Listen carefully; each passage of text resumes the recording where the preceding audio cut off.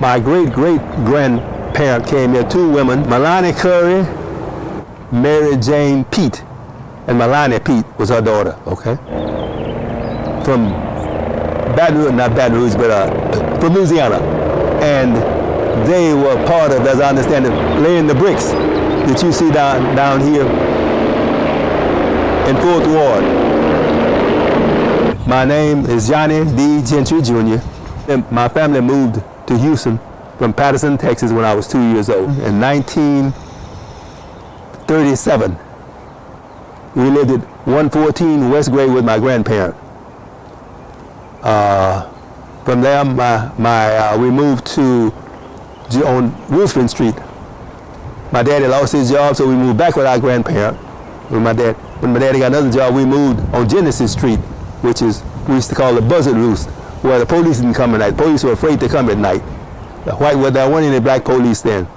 And there were, on the corner of my street, Victor and Gillette was a club, a joint, beer joint we call them then.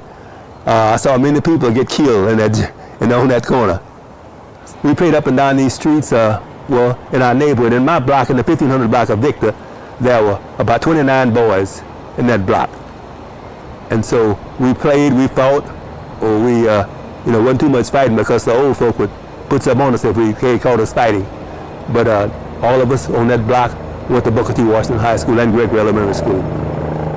And at 6 years old, I started Gregory from 1941 to 1947. I went to Booker T. Washington at 303 West Dallas, which was a junior senior high school, from 47 to 1953. I finished from Booker T. Washington Junior Senior High School in 1953. I went from the 7th grade to the 12th grade. And when I left Booker T. Washington in 1953, I enrolled in Texas Southern University as a student. I was a printing and photography major and a journalism minor. So I said, if I can't shoot news, I can write news. If I can't write news, I can print news. So my success was in photography and journalism. I worked in the photographic industry, doing commercial, public relations, advertising, photography. I let some white people talk me into teaching photography at Jack Yates High School. So I started the Department of Photography at Jack Yates Senior High School in 1963. I was an instructor. I said teaching, but I call it instructor because I got a degree as an instructor. I went to TSU on what we call the 2+2 program, where you get an associate degree and you keep on going. So then I went, as I stated, I went to work in the photographic industry, and I let some Anglo guys talk me into teaching. At that time, teaching was not too cool for me because I never went to teach school, but I took it anyway. So I was able to help students over the years being in photography. I got caught in the crossover when we had integration in HISD. My principal kept me a little bit longer than he was supposed to keep me. I left from Jack Yates and went to Houston Technical Institute in 1971. And I stayed there 3 years. Then we started a school. When I say we started a school in Old Miller Junior High School, Howard Jefferson, and another lady, Dr. David McDavid. David, I was the second person hired when we started Contemporary Learning Center. So I started that as a career counselor. I stayed there 6 years. Then I worked for Prairie View during that time also as an instructor. I taught teachers how to teach. I taught them occupational analysis and course making. I taught them instructional materials, that thing at Prairie View. So during that time, I got a master's degree from Prairie View in counseling and guidance. Got certified as a vocational counselor, vocational supervisor. Then I got another master's degree from Prairie View in 1974. I had a friend who called me every Friday for about a month or so talking about Africa. So I told him, man, I don't want to go to Africa. White folk talking about sending black people back to Africa. So I don't want to go to Africa. So he kept calling me. And so I said, man, stop calling me. I don't want to hear about Africa. So one Friday he called me and said, Johnny, I said, yeah. He said, the president want to talk to you. I said, the president? Man, I don't want to talk to the president. So he said, the president's having lunch for you Saturday. You can't refuse the president Prairie View A&M University, Dr. Alvin I. Thomas. I said, okay, man. So I came down to Prairie View that Saturday. And he explained the program to me that Prairie View won had competed against 13 other major colleges and universities to do a contract at Booker T. Washington High School and Booker T. Washington Institute in Kakata, Liberia. So he asked me what did I think about it. So I said, well, let me say something to you, doctor. I said, I don't believe I'm the only somebody who's finished in Prairie View with a master's degree in counseling and guidance and certified as a vocational counselor, vocational supervisor. So he said, no, Johnny. He said, maybe not. He said, but you did a paper.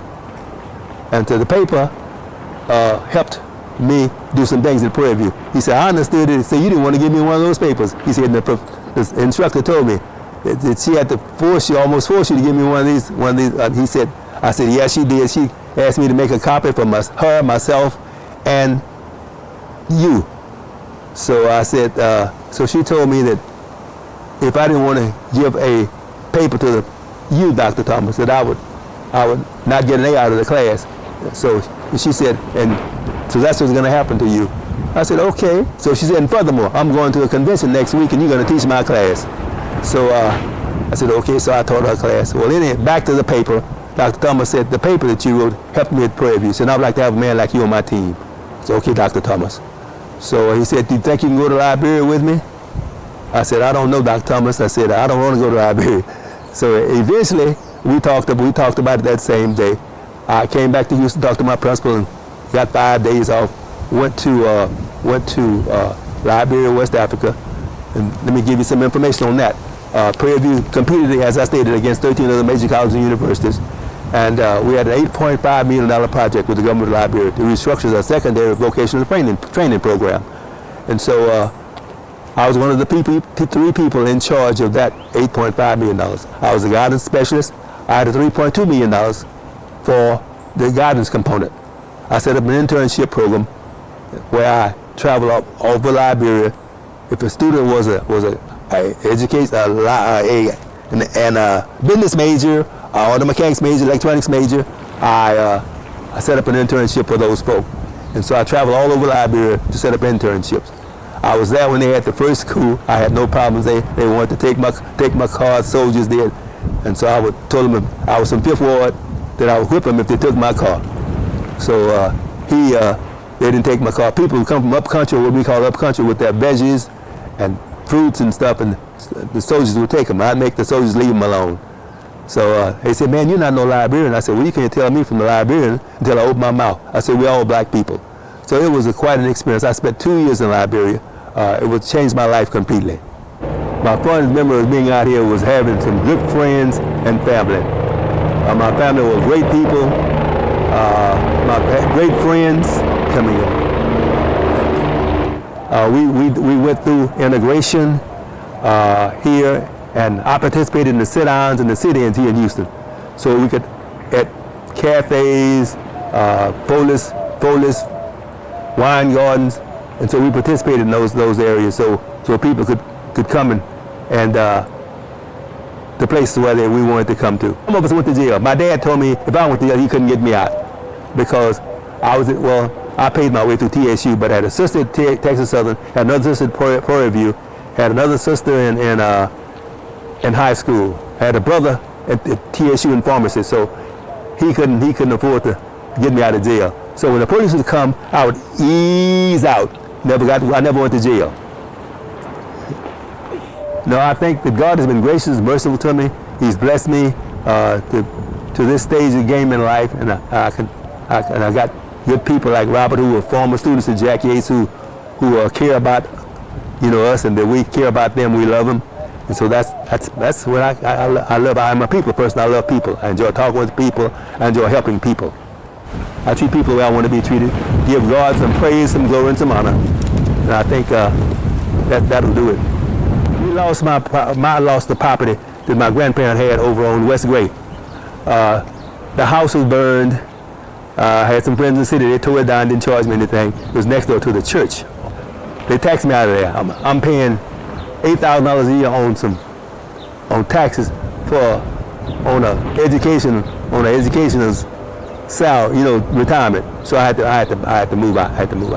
Yeah, that was the house. Yeah, and the next to that was a Jewish woman and her son had some property there. The lady had a beauty shop there, and they had a house there. They rented it out.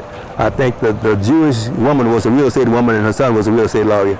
So some group bought that property.